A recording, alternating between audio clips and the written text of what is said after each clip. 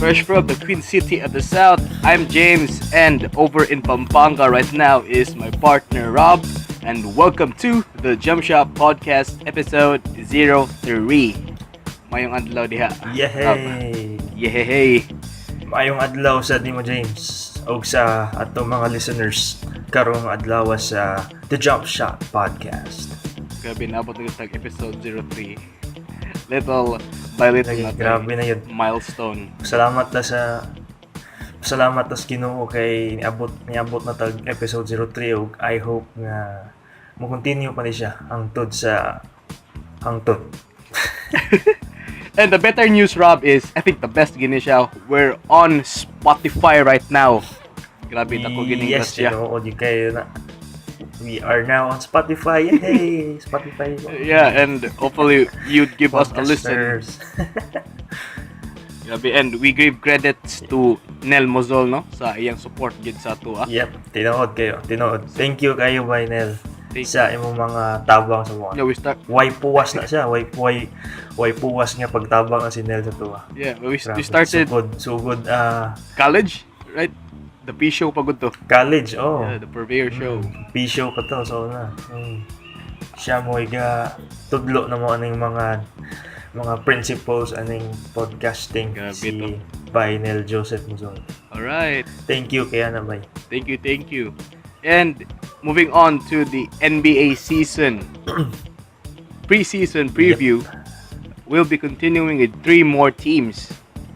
Last time we discussed about your Suns, the Knicks, and the Cavaliers, and we move on to our 4th team, going with the 27th to the last team. That is the Chicago Bulls, Rob. So let me do the honors in providing the stats and key additions and key departures for the Bulls.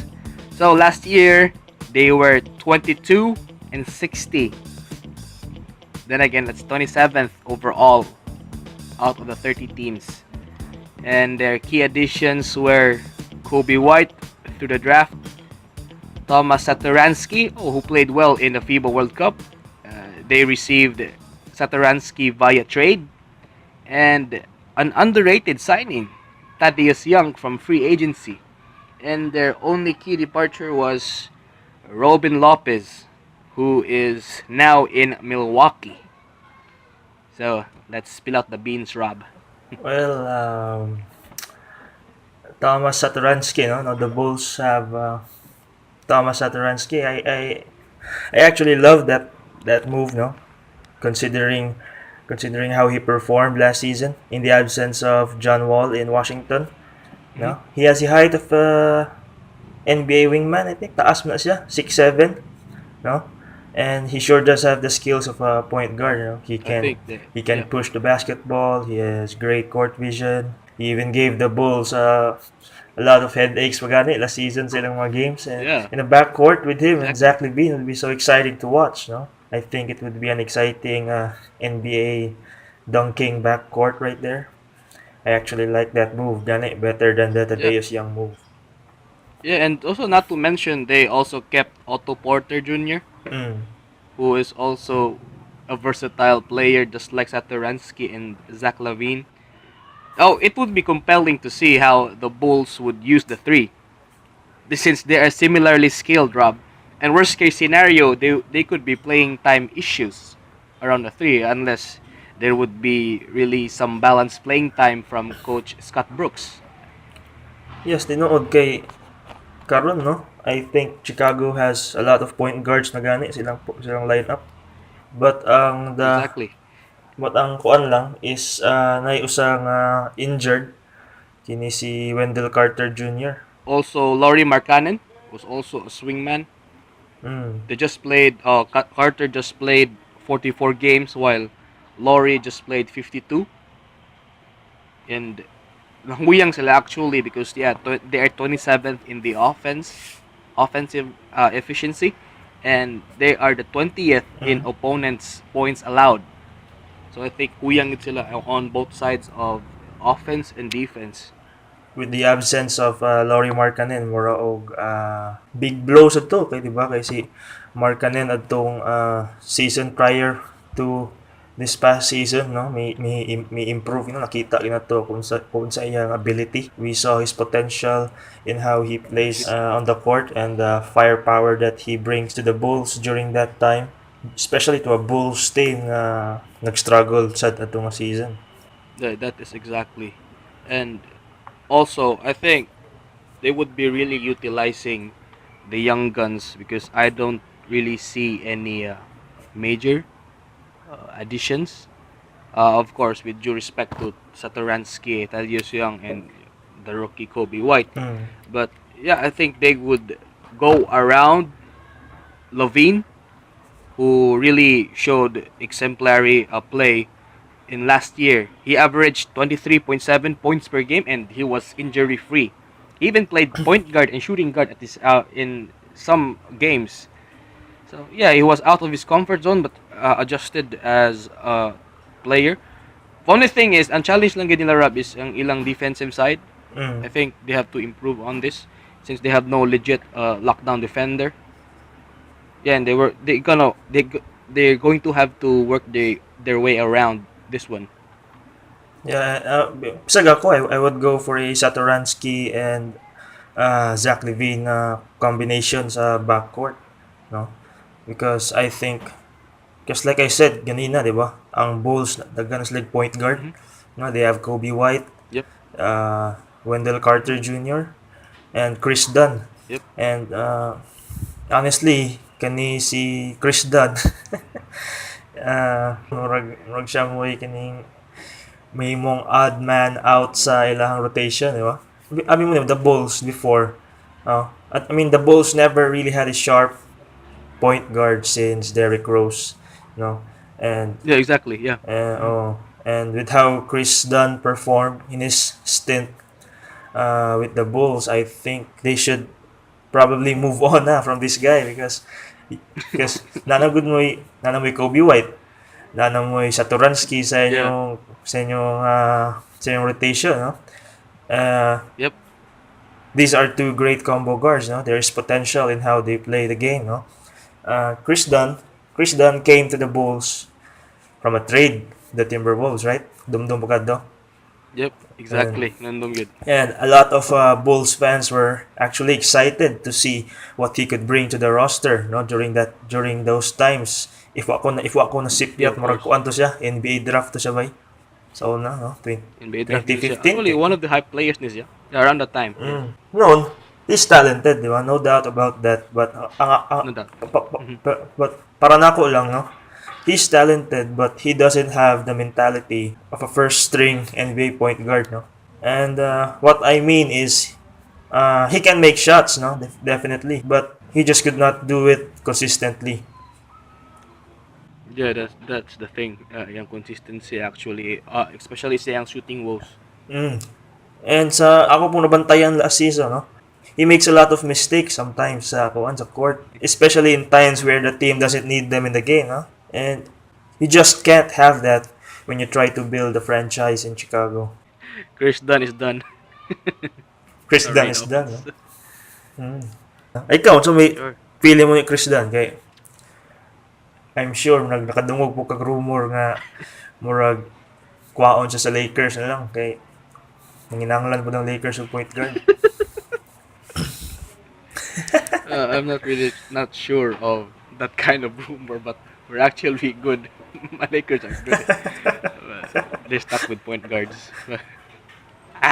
Wala sila yaw Pero pwede eh. I'm sure dagag teams nga Yeah. ganahan ni Chris Dunn silang roster kay especially on siyang contract karon, no? I think. He has a very tradable contract at 5 Yeah, it million. would be too compelling. Yep. And actually, I believe, of course, Chris Dunn could still improve, knowing of his age, young as he is. But anyway, we move on to our preseason grade. Let's start with you, Rob, Alright. from a scale of 1 to 10. Well, like I said kanina, no, I like the Satoransky move, no, and considering how he also performed in the FIBA World Cup, And also I also like the Thaddeus Young move also. No, I think he's a very he's a veteran, diba? He's a veteran. He can help. He can definitely help the team Yep, yep. in so many ways, and I like that. But again, if sa ilang off season, maybe I'll give them a 5. And in the season, maybe they could win less than 30 games this season. Yeah, that's it. All right. In my end, I'll give them a 2.5. I'll give them the benefit of the doubt. Who knows what they're gonna change and perform this year? Worst case scenario, they'll dip to 20-62. Just for me, just an opinion. And best case scenario, they will win 30 to 35 wins. Yeah, that's it. Right. Fair enough. Okay, and that's about it for the Chicago Bulls. So after the break, we will discuss two more teams. So sit back and relax. Only here on the Jumpshot podcast.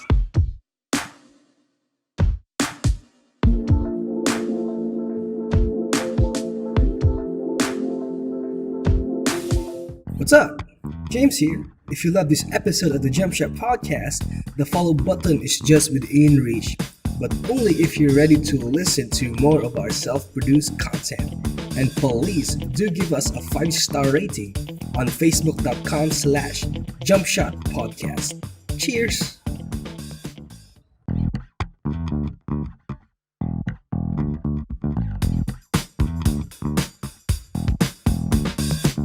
Welcome back to the Jump Shot podcast. You are still with us as always, Raboni Bourbon, and my partner, former Cebu Daily News sports scribe James Abelion. I'm here. And a while ago, we talked about the Chicago Bulls, and now we will move on to our next team, the Atlanta Hawks. Kini. Murag, okay, this Atlanta Hawks team is quite interesting, Interesting. James. No? Yeah. I feel like the Atlanta Hawks are destined for something special, Uh huh. and Trey Young is no doubt their future franchise player. What do you think? Trey Young, I see Trey Young really flourishing into an all-star the soonest. But first, let me read the stats for the Hawks. Last year they were 29-53. That's good for 26th overall and 12 in the East.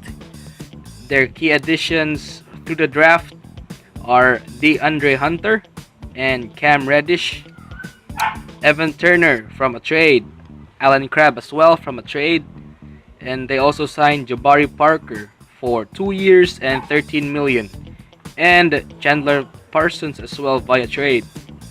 Key departures: Torian Prince, Kent Bazemore, Dwayne Dedmon, and Omari Spellman. Any thoughts on this, Rob? Well, like I said, no, uh, this Hawks team is really destined for something good, no, something special, no, especially with Trey Young on the team. No, his performance last season was pretty unexpected, and though their record was not that good, I feel like this team has the potential to be a powerhouse team in the East in the future. No? At Trey Young's range is really remarkable, diba? Now, last season he even scored 3 consecutive games with 35 or more points, diba? And he's definitely a future superstar in this league. And this team is it's also one of the fastest paced teams pagani last season, no? Medyo lingaw sila tanawon last season. Yeah, actually, speaking of fast paced, they're actually fifth in team scoring. Only thing is they're the worst team in Mm. points allowed. 100 and they're allowing 119 points sa ilang opponents. But yeah, Mm. offensive side, there's no doubt they can really play well. Dahil lang sila nahuyang sa defense. And Trae Young is still a liability on the defensive side, with all due respect sa iyang overall game. But yeah, he has to work his defense. Because yeah, he has been compared to Stephen Curry, Rob. And Stephen Curry, although gamay si Stephen Curry, he still has defense and he averages about 1 to 2 steals per game. And that, I think, the challenge. That's the challenge for Trae Young this year. On yeah, going down to improving his defense. Mm. Well, like you said, di ba, murag medyo lingaw sila tan-awon last season, no? Na murag kuan gani, murag something ha, murag yung na shock ba kay sa tuod silang record nga nga na di kay nindot lang record pero nindot ilang mga kuan, mura sila nindot nga team paminaon kay tungod to silang dinuwaan last season nga makalingaw, di ba? Bisan tuod og ilang record nga na. Yeah, and actually, he's actually back. Trae Young is actually backed up by big man John Sa Collins, to. who averaged 19.5 points per game and 9.8 rebounds. Yeah, so yeah, actually, na siya partner. Si Trae Young has a partner in the name of John Collins, who can provide really, really productive numbers. And yeah, we also have another big man, Rob. Kaila jugaan niya kigikan Mrs. Phoenix. He's no other than Alex Len. Katong Julin. Yeah, but in March and April, Mm.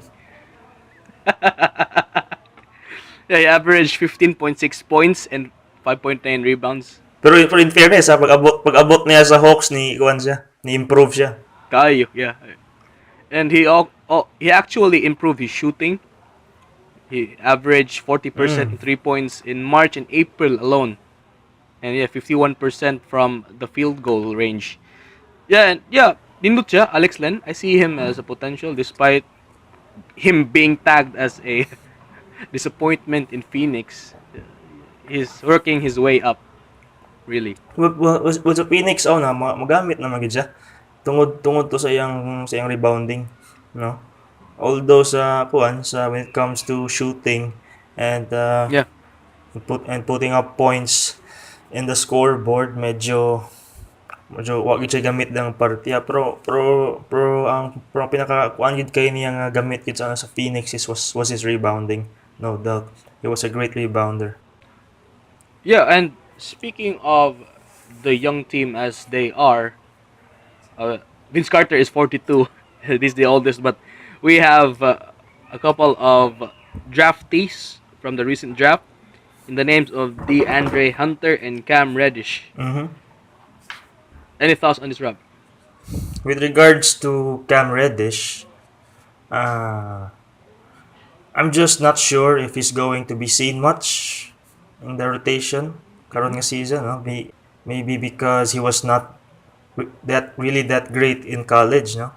Though he has the required skill set, no? I feel like the Hawks are going to focus more on developing his skills lang siguro this season before suiting him up for much action sa court. And one more is they have Alan Crabb and Ben Breen that wing position already, which makes it more difficult for him to pick up some minutes. No, maybe he could do some point guard in the second unit. That could be But because because the Hawks really don't have sakto nga backup Exactly. point guard. and according to a rookie survey, Rob, they say that Cam Reddish will have the best career. It's quite compelling that they voted for Reddish, but I'm not sure of that stance. There was no any reason, but yeah. Any thoughts on this one? I'm also not sure with their methodology there, considering considering the Atlanta Hawks right now have Trae Young. Maybe siguro ilang pasabot nga nindot nga career kay, just like I said, the Hawks are destined for something special.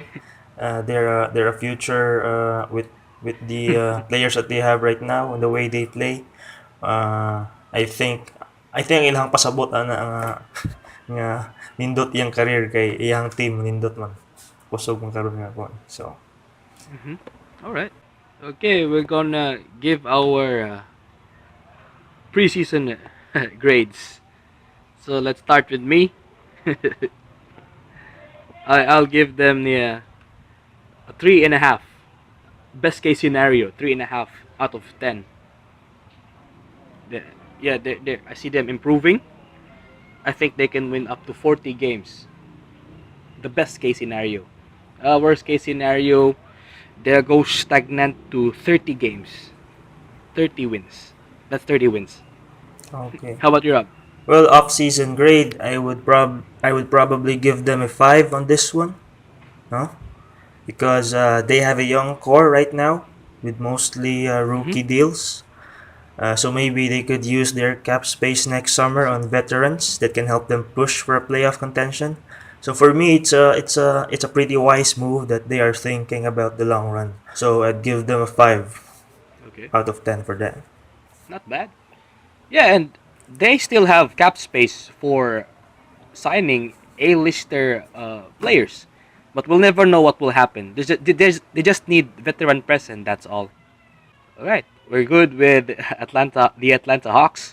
So let us know of your thoughts on this one, and after the break, we will be right back for our last team. Stay tuned.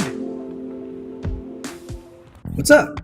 James here. If you love this episode of the Jumpshot podcast, the follow button is just within reach, but only if you're ready to listen to more of our self-produced content. And please do give us a 5-star rating on facebook.com/Jumpshot podcast. Cheers!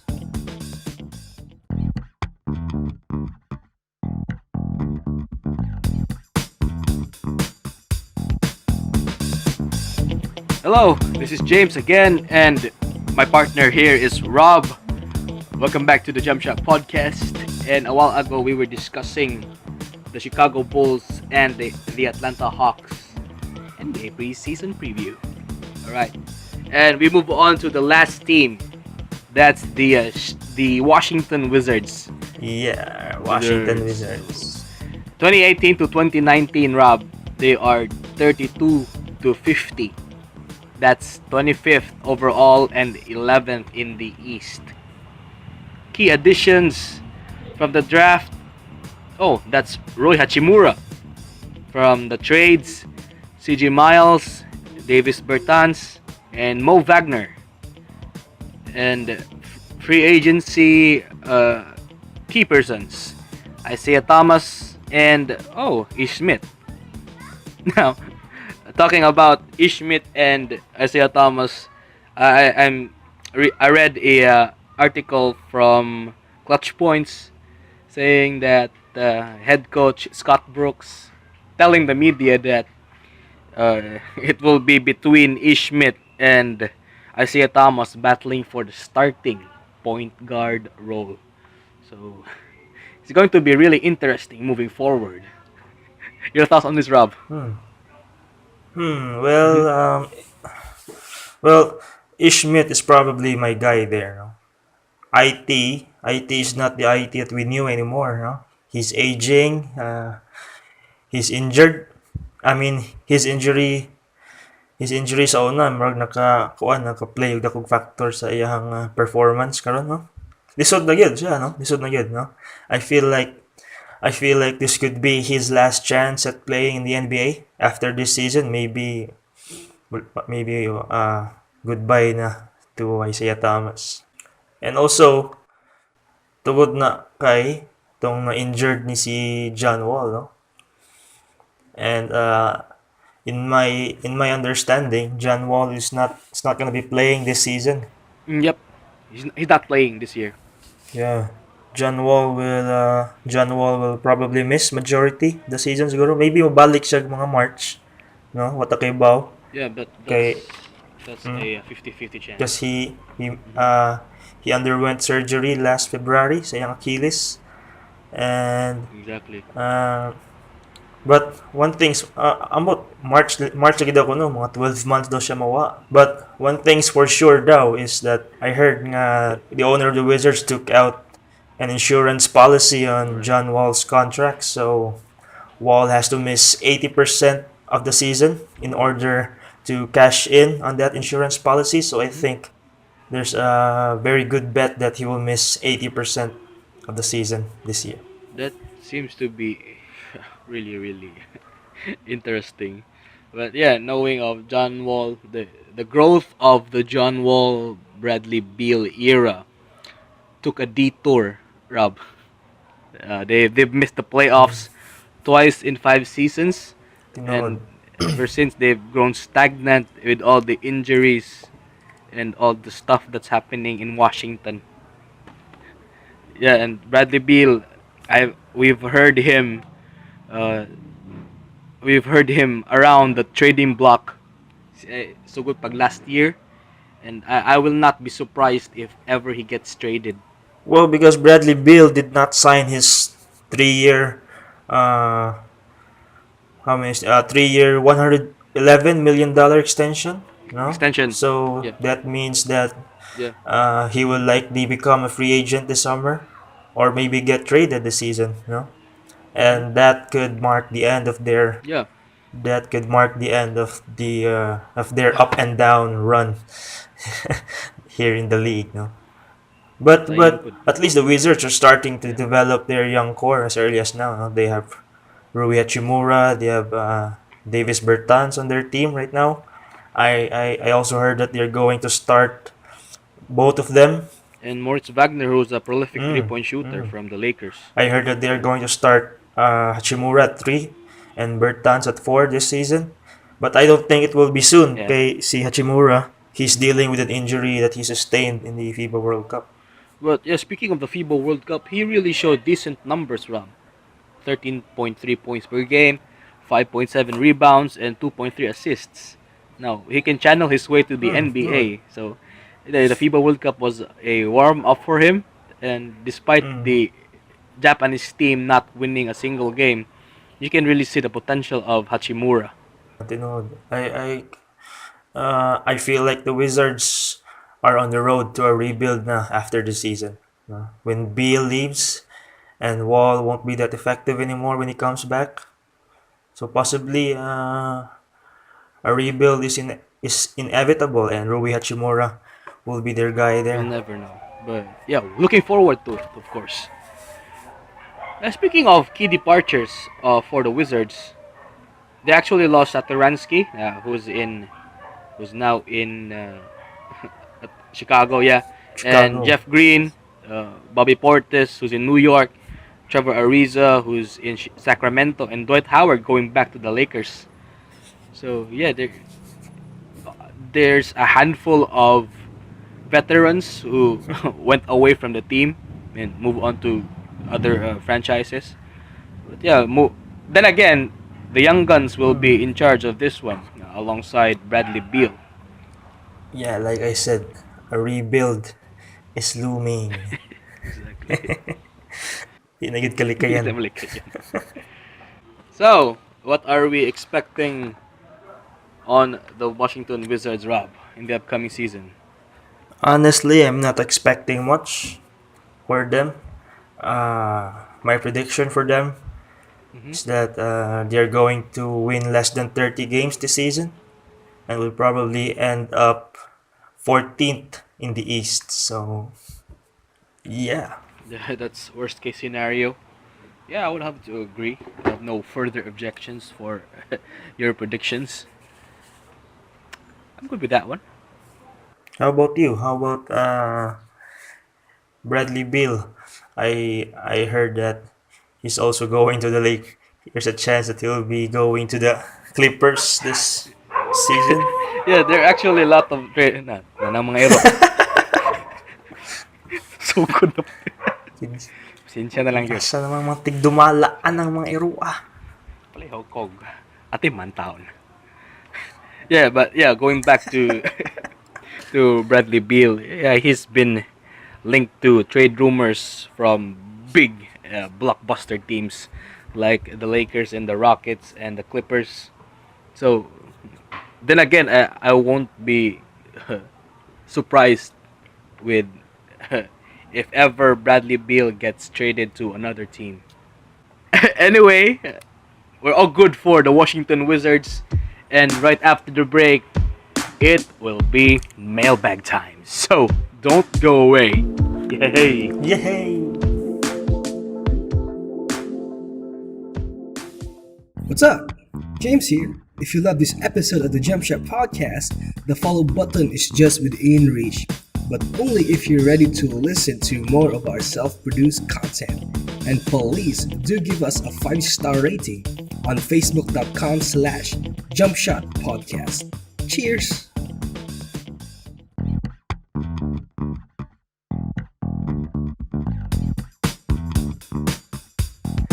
Hello, welcome back to the Jumpshot podcast. You are still with me as always, Rab, and my partner, Mr. James Sabellion, over at the Queen City of the South in Cebu.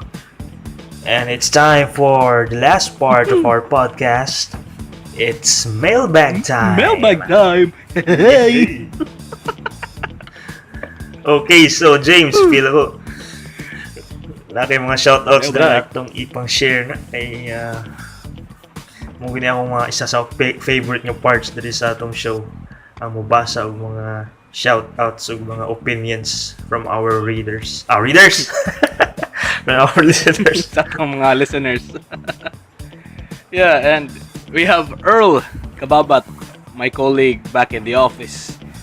What's up, mga bright boys? Bright boys. Mga bright boys. Bright boys. Namura. Oh. Welcome to the club, Earl. Nyarp. Yeah. And we have another opinion from Ferd Ogabang, our good old friend. Pinsa mo na. Si Ferd. Yeah, he compared Ishmit over Isaiah Thomas for the starting point guard spot for the Washington Wizards. Lol. Thank you kayo Ferd, no? Kay Juan Gidega. You're really an avid listener sa among podcast. Ferd, Mr. Ferd Evan Ugabang. Ang isa sa mga one of the best shooters I know Awa na ilain. in the Philippines. Mga Ferd.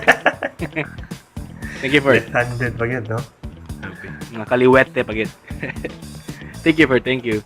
Yeah, and also, di na to kalimtan atong amigo Rab. Kaning si Samuel Sabiron ba? Di gina na to makalimtan. Oo. No? Oo. Sige, nawala-wala ni siya. Shout out kay pen ni mo Rab. Ay ni mo sa. Anyway, we wish you luck sa imuhang pagtuon. Santo, dugkuan. Di na ka managad na mo. Amigo ya punta. And also ako po noon, ako ko'y gusto i-shoutout. Ako pong i-shoutout si Miss Zandra Ibanez. Hey! No? The love of my life. Sip. Ako pong i-shoutout ang tag-iya ning room nga akong gi-recordan as always si Captain Joshua Tres Maria. All right. Bimbi, thank you kayo sa That's 2 in a row. So thank you for letting me record in your room. Thank you.